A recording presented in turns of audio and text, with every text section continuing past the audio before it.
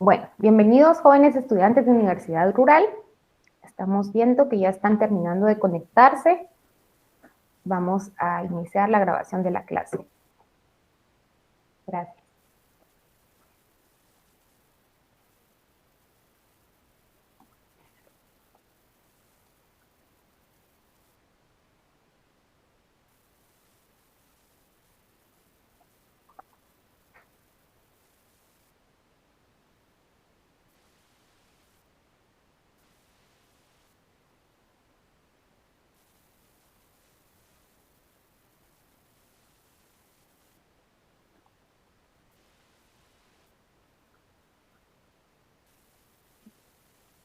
Bienvenidos al curso Psicología y Psiquiatría Aplicada.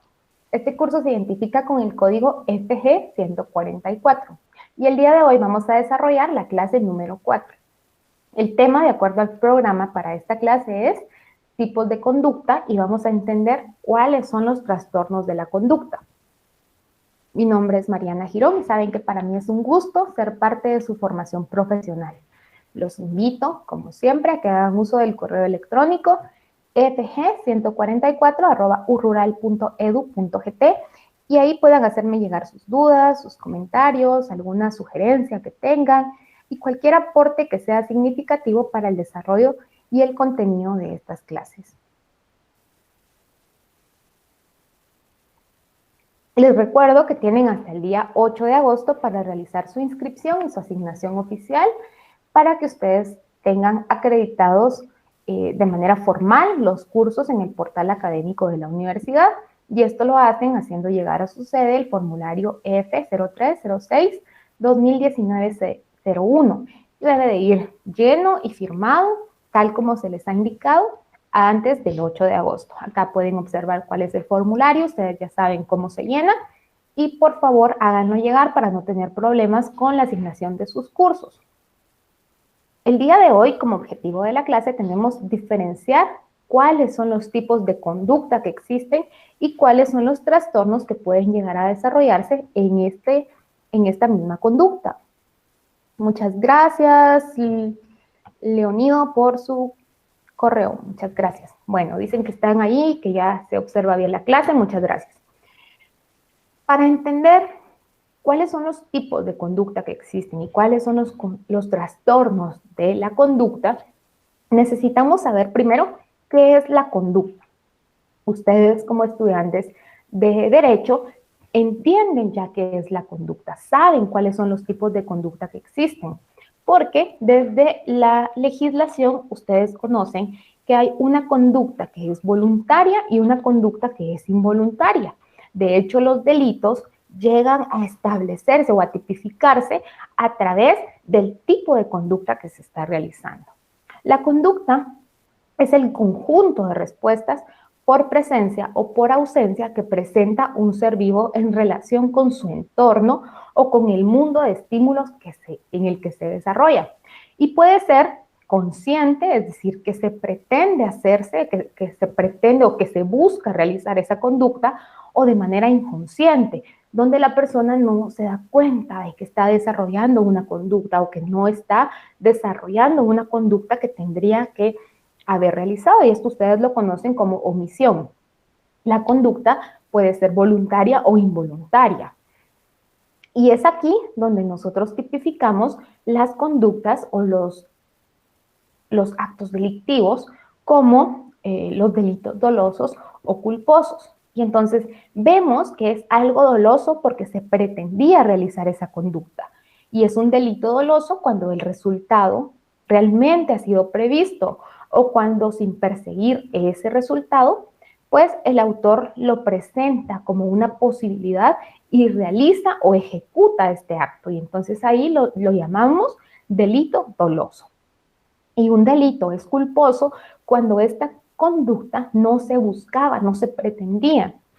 El delito es culposo cuando, con ocasión de acción o de omisión, se causa por un mal, ya sea por imprudencia, negligencia o impericia, el acto que se ejecuta o no se ejecuta.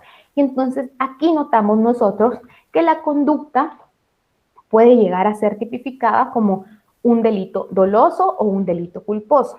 De hecho, como elementos del delito, primero necesita realizarse esta conducta. Ustedes saben que los elementos del delito, la conducta humana, que está tipificada, que debe llevar a una sentencia, y nos lleva a evidenciar la culpabilidad que tiene una persona para que pueda llegar a tener o no una sentencia.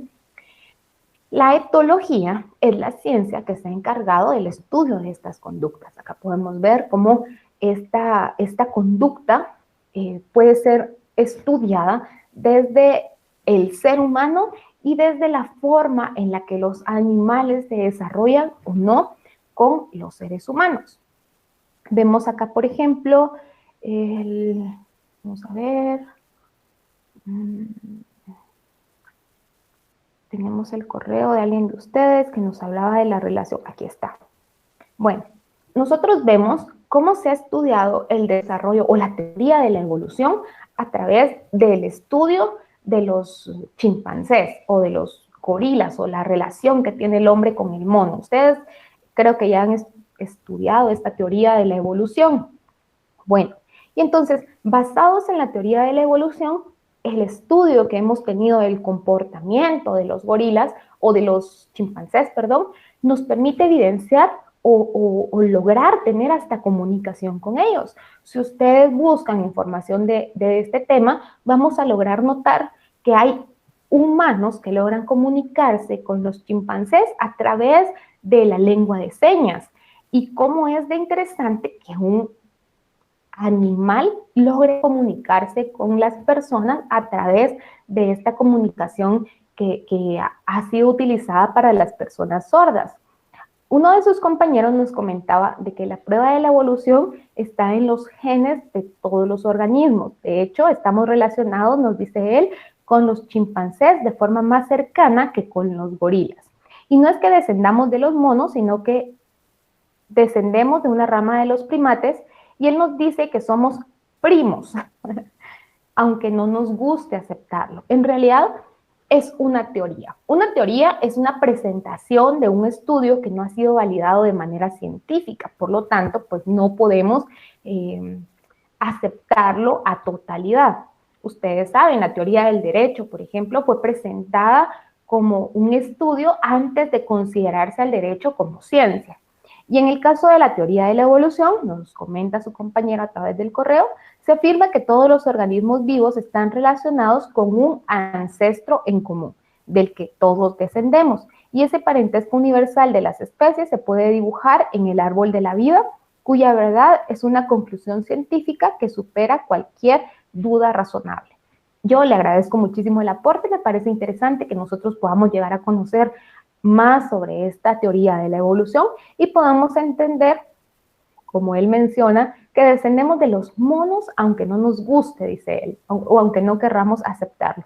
Y es válida su opinión y es respetable que él considere esta teoría como parte del origen del hombre. Algunas otras personas consideran el origen del hombre a través de la teoría del Génesis y demás, y es válido y respetable lo que cada uno de nosotros quiera considerar.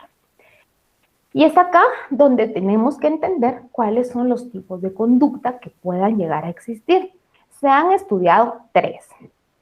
La conducta pasiva, la conducta agresiva y el equilibrio entre estas que se considera como la conducta asertiva. ¿Cuál es la conducta pasiva? Vamos a ver si ustedes logran identificarse. La persona pasiva es la que tiene un comportamiento que se manifiesta a través de la inseguridad. De hecho, una persona con conducta pasiva va a tener mucha inseguridad personal, un bajo nivel de autoestima, va a buscar siempre agradar a los demás o una aceptación de las personas con las que se rodea sin importar su propio bienestar.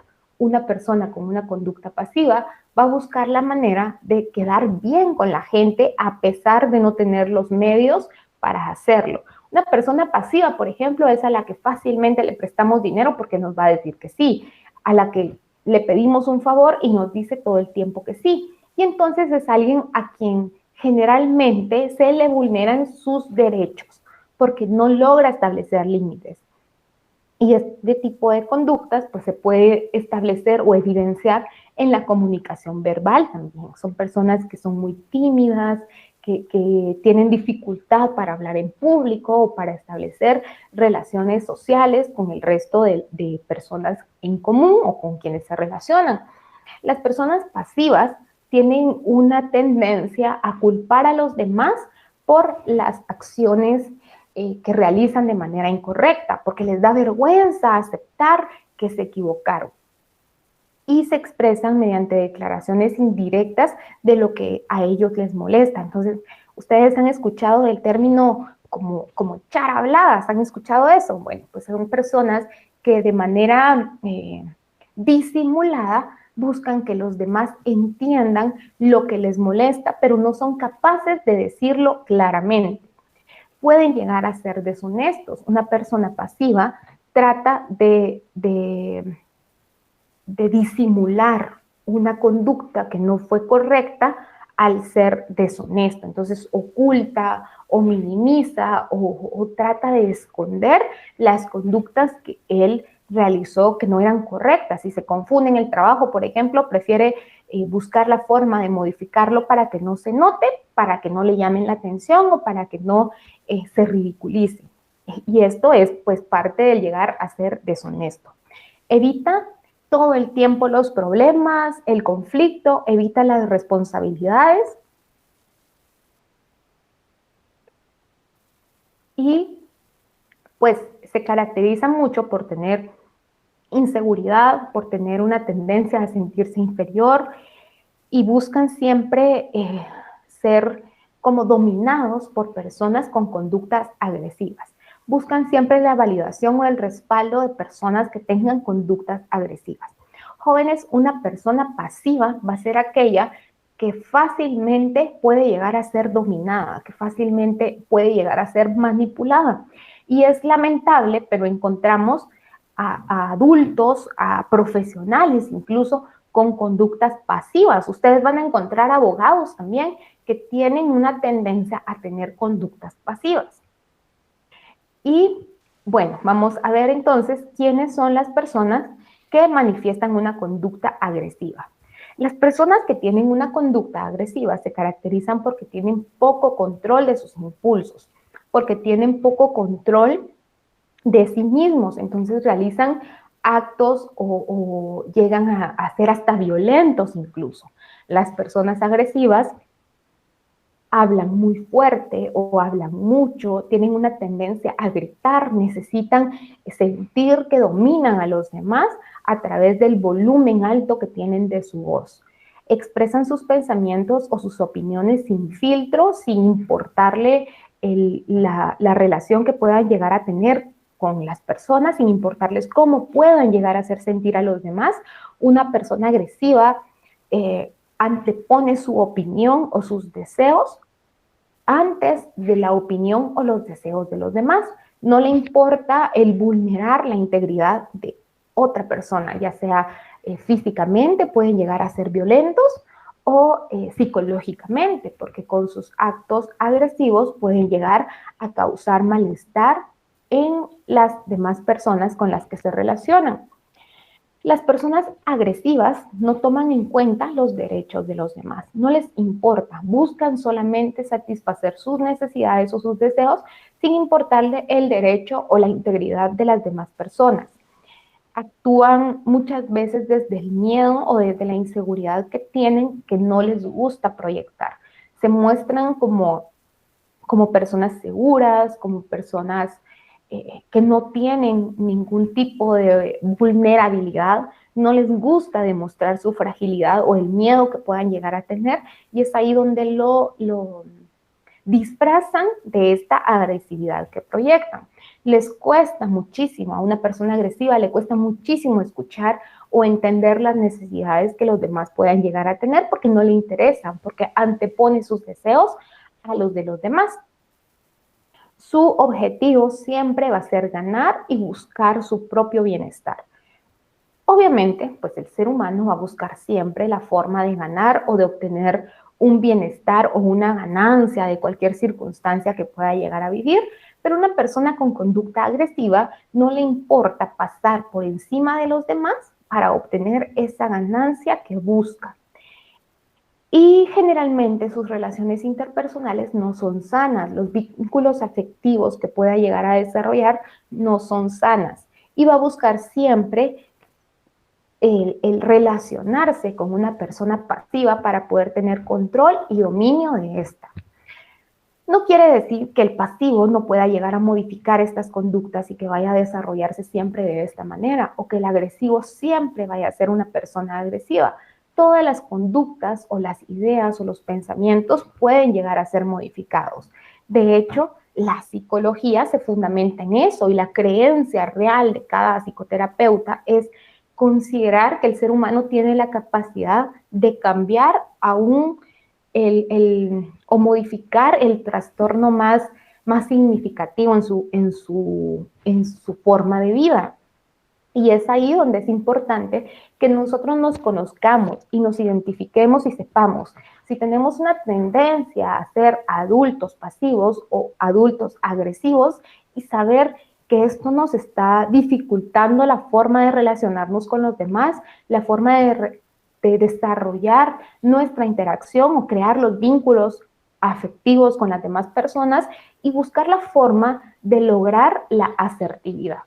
La asertividad o la persona con conducta asertiva, pues es la que logra expresarse o la que logra defender su opinión o la idea propia o su punto de vista o cada una de sus ideas teniendo en cuenta sus derechos y respetando los derechos de los demás. De hecho, jóvenes, lo que todo individuo debe buscar es una conducta asertiva en la que no no se deja manipular y en la que no busca manipular a los demás.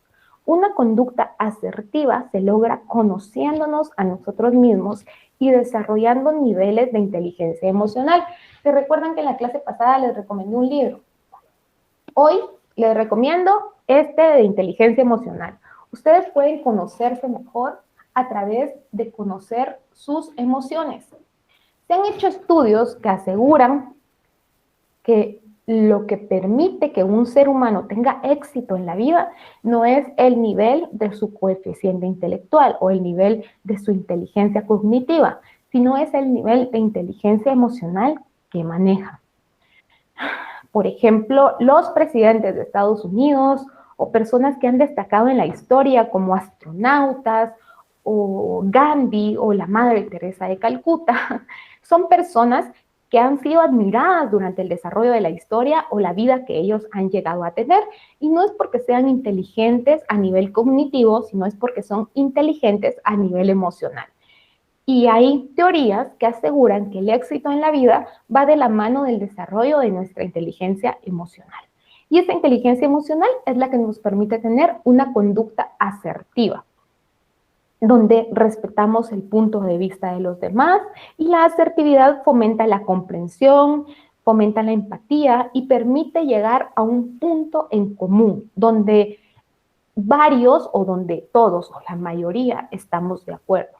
La comunicación de las personas asertivas fluctúa en esta situación o en esta circunstancia y tiene una tendencia a hacer una comunicación sana, a establecer comunicaciones donde se validan sus ideas y se validan sus emociones. Las personas asertivas pueden llegar a obtener o adoptar características en algunos momentos quizá un tanto pasivo o un tanto agresivo, dependiendo de las circunstancias en las que se esté desarrollando. Sin embargo, se caracterizan por tener una tendencia a desarrollarse con asertividad. Una persona asertiva no quiere decir que en algún momento no vaya a mostrar conductas pasivas o conductas agresivas. A veces es necesario para lograr establecer un límite ser un tanto más agresivo que asertivo, pero es importante que sepamos que lo que es sano o lo que tenemos que tratar de procurar es mantenernos en una línea de asertividad. Las personas asertivas se caracterizan porque hablan de forma tranquila, hablan de forma directa, porque expresan sus pensamientos, sus opiniones, porque expresan sus emociones y buscan que éstas sean validadas, porque respetan las opiniones de los demás, porque son capaces de expresar sus sentimientos y tienen en cuenta los derechos de las demás personas. Actúan de forma en la que se adaptan fácilmente al entorno en el que se desarrollan y tienen una autoestima mucho más sana. Una persona asertiva tiene relaciones interpersonales mucho más satisfactorias. Cuando ustedes estén litigando, cuando ustedes ya estén desarrollándose como profesionales del derecho, tienen que lograr conductas asertivas. No es mejor abogado el que se para y grita al momento de litigar, y por supuesto que tampoco es un buen abogado el que permite que se le vulneren sus derechos, el que no permite, al que no le dejan expresarse en un acto, en un proceso judicial. El asertivo es el que conoce el tema, el que maneja la situación, el que sabe en qué va encaminado el proceso en el que está litigando, y sin necesidad de elevar el tono de voz puede establecer los argumentos necesarios para que el caso se encamine a donde él desea. Lo ideal, jóvenes, es que cualquier profesional desarrolle conductas asertivas para pues desarrollarse en relaciones interpersonales más sanas o más amenas.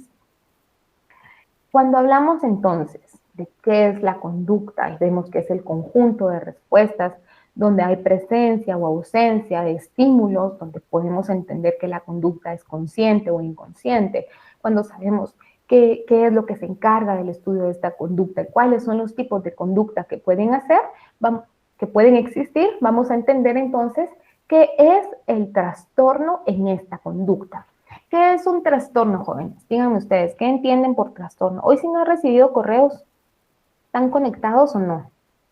Bueno, el trastorno es el cambio o es la alteración que se produce en la esencia o en las características permanentes que conforman una persona o en el desarrollo normal que debería de tener esta persona. Hay un trastorno porque hay una alteración del desarrollo psíquico que puede llegar a tener un ser humano. Hay infinidad de trastornos. Los psicólogos utilizamos el DSM-5, bueno, el DSM que va en la versión 5, también puede utilizarse el CIE que va en la versión 10 para poder establecer los tipos de trastorno. Por ejemplo, podemos encontrar trastornos neurológicos, trastornos de esquizofrenia, el trastorno bipolar, trastornos depresivos, porque en la depresión no encontramos un tipo de depresión nada más, encontramos varios tipos de depresión. En la ansiedad también, trastornos de ansiedad, encontramos varios tipos de ansiedad. Trastorno obsesivo compulsivo, y es ahí donde encontramos también varios tipos de obsesivo compulsivo. Trastornos de estrés, y es que escuchamos estrés y creemos de que solo hay un tipo de estrés, pero hay varios tipos de trastorno de estrés, el trastorno de estrés postraumático, el trastorno de relación social desinhibida, el trastorno, vamos a ver, también encontramos el trastorno de estrés agudo, vemos trastornos somáticos, trastornos alimentarios, y es aquí donde vemos una alteración de la conducta alimenticia. Y podemos dentro de mencionar, por ejemplo, la pica, que es la ingesta de sustancias que no son nutritivas o que no aportan un valor nutricional. La pica es el trastorno que tiene la persona que consume, por ejemplo, tierra, o que come goma, o que come cabellos. Hemos visto personas que comen cabellos o que comen cualquier sustancia que no aporte un valor nutricional. Dentro de los trastornos, como les menciono, los alimentarios, trastornos de excreción, del sueño, trastornos sexuales, trastornos del mismo control de impulso, trastornos adictivos. Y es que aquí podemos encontrar también varios tipos de trastornos al abuso de sustancias. Trastornos como los relacionados con el consumo de alcohol, o la abstinencia que el mismo alcohol nos da, la intoxicación o el trastorno relacionado a la cafeína. al consumo de cannabis, que es la marihuana, pero se escucha más elegante decirle cannabis, la intoxicación que puede darnos por este mismo, la abstinencia que se desarrolla por no continuar consumiendo estas sustancias, bueno, y todas las demás drogas que ustedes pues han de haber escuchado alguna vez. Hay trastornos de la personalidad y todos estos trastornos son alteraciones que se tienen en la conducta. ¿Y cómo podemos notar entonces que hay una alteración o que estamos empezando a desarrollar una alteración en nuestra conducta? Empezamos a notar que nos sentimos más irritables o estamos más irritados o fácilmente nos molestamos. Tendemos a reaccionar de forma grosera. Nosotros no funcionábamos así, pero de repente nuestras respuestas a determinadas groseras de lo normal. Nos encontramos un tanto más negativos o un poco más desafiantes. Ningún trastorno puede ser diagnosticado antes de los 7 años. Podemos, sobre todo el Asperger, podemos empezarlo a notar desde la infancia, desde los primeros años de vida, pero no puede ser diagnosticado de manera oficial hasta que un niño tiene 7 años. También desde los primeros años de vida podemos notar una tendencia a determinados trastornos como la hiperactividad o el déficit de atención o el trastorno negativista desafiante que se empieza a notar desde que son niños, pero ninguno es ético poder diagnosticarlo antes de que el niño tenga 7 años. El trastorno negativista desafiante se evidencia porque el niño tiende a ser desobediente o un tanto retador. Hay una película, de repente les interesa verla, se llama Ángel Malvado o Ángel de la Maldad, creo que es la traducción, no sé si en latino o en español de España, pero el protagonista es Macaulay Culkin y ahí pueden notar cuál es este trastorno de la conducta negativista desafiante que me parece súper interesante ver cómo ya un niño de, creo que tiene como 7 años, 8, como 8 años, ya proyecta un trastorno de personalidad en el que el daño que genera o las conductas tan dañinas que genera no le dan ni el más mínimo remordimiento. Dentro de estos trastornos de la conducta hay algunos que tienen una tendencia a desarrollar actos o tener consecuencias delictivas o el llegar a cometer determinados actos delictivos. Por ejemplo, los rasgos psicópatas de personalidad o los rasgos sociópatas de personalidad nos hacen llegar a desarrollar conductas delictivas. No es así, por supuesto que ha sido maximizado, pero si nosotros vemos la película del Guasón, la última, la verdad no sé, a ver cómo se llama, bueno, la última que hubo del Guasón, ahí se entiende cómo es que se desarrolló el trastorno de esta persona.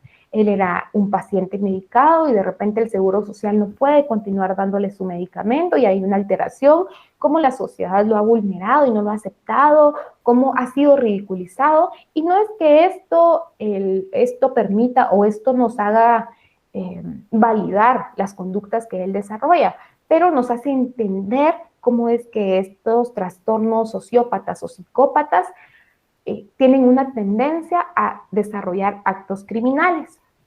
Nosotros logramos notar que estamos teniendo un trastorno de la conducta porque empezamos a culpar a las demás personas de todo lo que nosotros realizamos, porque nos sentimos un tanto más rencorosos, porque estamos siendo mucho más vengativos, y una persona vengativa, jóvenes, es alguien que no se venga o que no ejecuta su venganza en este momento, pero que guarda en su mente el que alguien o el que debe vengarse de alguien y así le lleve el tiempo necesario, sabe que va a desarrollar su venganza. Una persona vengativa no es alguien que al día siguiente va a estar ejecutando una venganza.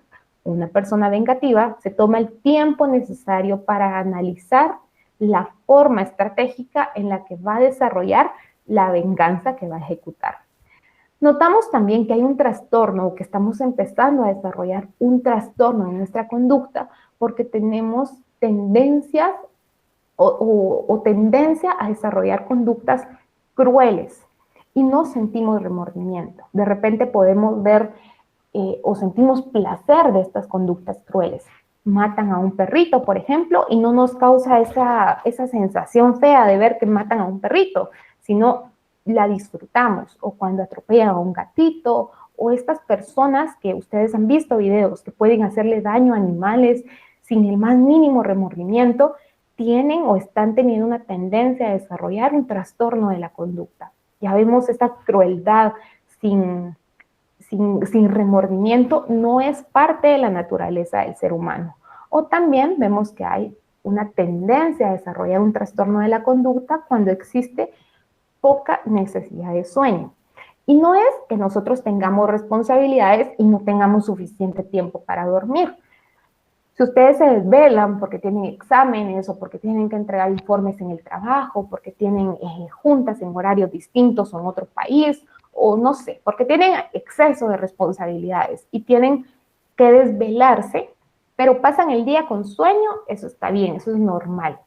Pero hay una tendencia a desarrollar un trastorno de la conducta cuando no tienen necesidad de dormir, cuando con dormir 2 horas ustedes ya se sienten suficientemente llenos de energía, o cuando incluso no necesitan dormir esas 2 horas. Una persona con una tendencia a desarrollar un trastorno de la conducta puede pasar el día completo sin dormir y el día siguiente sin sentir la necesidad de dormir. Y esta alteración hace pues que desarrolle un trastorno de la conducta. Como les mencioné, podemos encontrar diferentes tipos de trastornos de la conducta, como el déficit de atención, hiperactividad, los trastornos depresivos. Dentro de ellos podemos encontrar, por ejemplo, la depresión mayor, que desde mi punto de vista, por el tiempo que lleva esta de existir, requiere el acompañamiento médico para lograr un bienestar significativo en la vida de nuestro consultante. O la distimia, que esta es un poco menos, es un poco más leve, y que pues basta con un proceso psicoterapéutico para lograr solucionar o lograr el bienestar significativo de nuestro consultante. También vemos trastornos de la conducta como el trastorno de espectro autista, donde ya vemos, por ejemplo, el autismo y el Asperger. El trastorno negativista desafiante, que es el que les mencionaba, que pueden ver en la película de Macaulay Culkin.